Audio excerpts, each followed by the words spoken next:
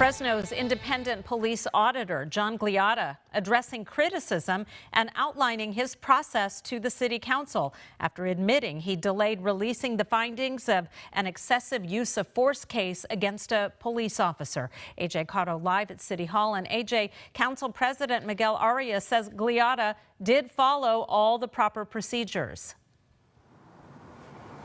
Yes, and they said that they also wanted to understand Gliotta's role. So after hearing from him today and asking him questions, they did say that they do appreciate the job that he's doing, and they also appreciate his transparency.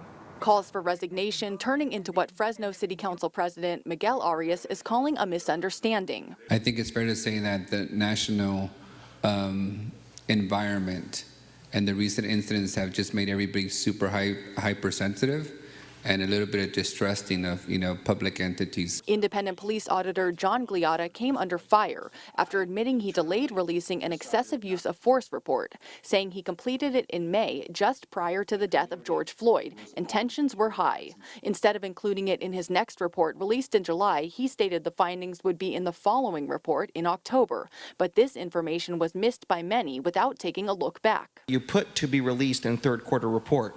So if any of us actually read this, we could have called you and looked into it. Gliotta says there was no deception on when it would be released or the reasons for delaying it, and no policies were broken. Council members agreed.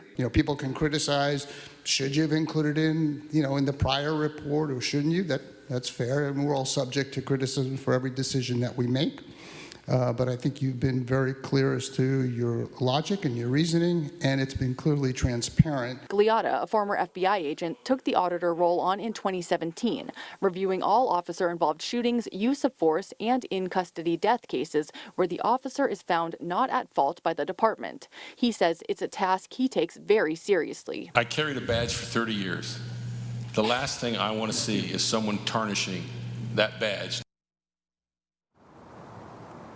And Gliotta did also note when he took on the role, he was only asked to do one report a year. He says he was the one who pushed to do them quarterly because he wanted to make sure the information was out there. Reporting live in downtown Fresno, AJ Cotto, KSEE 24, local news that matters.